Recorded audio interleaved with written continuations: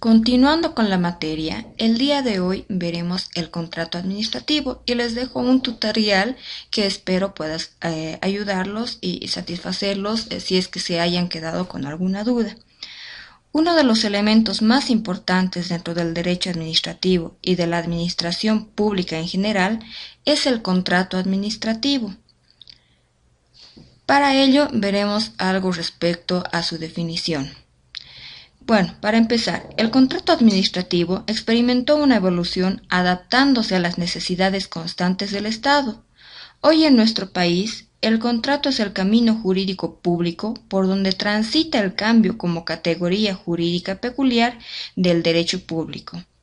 Es una creación del Estado francés y responde a la idea de que los particulares colaboren con la misión que persigue la administración mediante la institución contractual. Correlativamente, le garantiza al contratista privado la intangibilidad de la ecuación económico-financiero y es definido por diferentes autores. Sin embargo, para fines didácticos, lo definiremos como el acuerdo de dos o más partes en la que una de ellas necesariamente es una entidad estatal. Su celebración requiere del desarrollo de actos previos. El mismo se rige por el Sistema de Administración de Bienes y Servicios, más conocido como SABS, las cuales se encuentran establecidas en el Decreto Supremo 181 de normas básicas del Sistema de Administración de Bienes y Servicios. Segundo, entre las características del contrato administrativo tenemos las siguientes. Para empezar, la concurrencia de un órgano estatal, es decir, el Estado representado en entidades nacionales, departamentales, municipales, entidades descentralizadas, desconcentradas, empresas públicas y otros. Segundo, el objeto es una obligación pública, es decir, que el objeto del contrato debe satisfacer una necesidad pública. Tercero, existe la prohibición de cesión del contrato a terceros. También tenemos la existencia de un régimen jurídico especial, es decir, que existe una normativa que determina la forma, procedimientos y responsables del proceso de contratación. El formalismo es la regla, ya que la administración al respecto no es libre, debe someterse a la forma y procedimientos de contratación establecida al efecto. Por otra parte, debe primar la existencia de un fin de interés público, colectivo y general, que no es negociable, es el interés público el que prevalece sobre los intereses privados. Por otra parte, tenemos los elementos del contrato administrativo. Entre ellos podemos citar al consentimiento, que constituye la base esencial del contrato administrativo. Es el vínculo contractual que nace en principio cuando se enlazan las voluntades de la administración pública y del contratante. Segundo elemento, subjetivo, ya que los sujetos de los contratos administrativos son las personas físicas o naturales, jurídicas, privadas o públicas, a partir de las cuales nace la intención de la suscripción del contrato administrativo. Tercer elemento es la competencia y la capacidad, ya que la administración pública para celebrar contratos administrativos debe contar con la competencia objetiva otorgada por la legislación administrativa, a lo cual, de acuerdo a Dromi, entre las condiciones de la competencia del órgano estatal debe incluirse la capacidad subjetiva del órgano. Por otra parte, tenemos a la causa.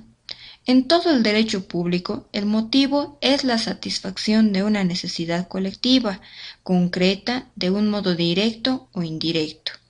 Al respecto, Escola expresa que entre los contratos administrativos, la causa adquiere mayor importancia que en derecho común, porque está influida por la finalidad de interés público, cuya satisfacción o realización es la razón de ser de la contratación.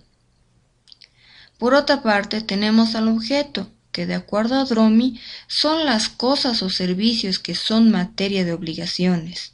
También tenemos a la forma, que se refiere al modo concreto de cómo se documenta, materializa, exterioriza, se objetiviza e instrumenta la voluntad administrativa y el vínculo contractual. También están presentes las formalidades, que son los requisitos que deben cumplirse para expresar la voluntad administrativa. Por otra parte, tenemos también a la finalidad, que consiste en el fin último que se persigue, que es el interés público. Y finalmente tenemos algunos elementos accidentales, que son aquellos elementos no esenciales que pueden tener los contratos de derecho público de acuerdo a la necesidad de los contratantes, básicamente del Estado. Como punto 4 podemos ver algunos momentos del contrato administrativo. El contrato administrativo, para mostrarse y aparecer al mundo jurídico, requiere formarse con la integración de las voluntades contratadas, expresada en las cláusulas y su perfeccionamiento, a cuyo efecto debe atravesar una serie de etapas, como ser la decisión de contratar, la selección del contratante, el perfeccionamiento del contrato, la ejecución del contrato y finalmente la extinción del mismo. El objeto del contrato administrativo es básicamente la contratación de un bien, obra o servicio. Por otra parte, respecto a las modalidades de contratación, tenemos a las siguientes. Para empezar, la licitación pública, que es un procedimiento formal y competitivo de adquisiciones, mediante el cual se solicita públicamente bienes o servicios. Esta modalidad está prevista en el artículo 13, inciso A y artículo 34 del Decreto Supremo 181. Por otra parte, tenemos a la invitación pública. Significa que la administración pública decide invitar a determinadas personas con el fin de que formulen ofertas sobre la base de un pliego de condiciones previamente elaborado.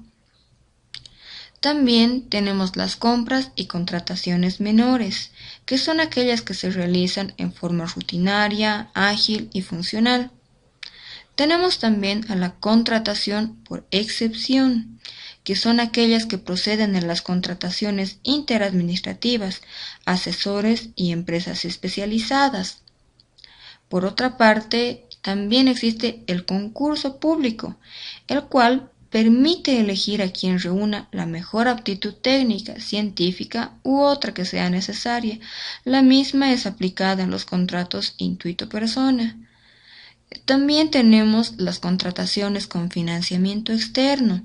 Este tipo de modalidad existen procedimientos propios y estándares que deben cumplirse de acuerdo al organismo que esté financiando a la institución. Finalmente, tenemos el proceso de contratación administrativa. Entre ellas podemos ver, por ejemplo, el pliego de condiciones, el llamado también de especificaciones, que contiene las condiciones administrativas y legales. Por otra parte, tenemos al llamado a licitación o convocatoria, que es el anuncio o la invitación para presentación de ofertas. La presentación de ofertas propiamente es otra instancia del procedimiento de selección cuyo reflejo es el derecho a ser admitido como licitador y al mismo tiempo una auténtica oferta del contrato. Seguidamente tenemos la recepción de propuestas y luego viene la apertura de propuestas y calificación.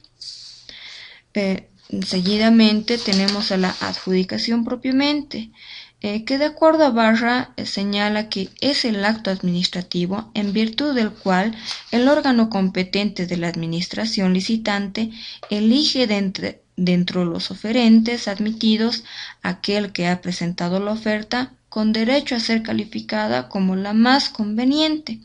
Tras una valoración comparativa de todas las propuestas presentadas y admitidas, constituyendo en el administrado así seleccionado la calidad o situación jurídica de adjudicatario.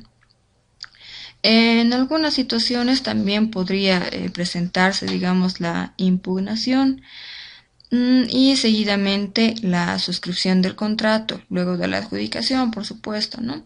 Y eso es todo lo que pudimos ver el día de hoy respecto a los contratos administrativos y esperando que este tutorial sea de muchísima ayuda.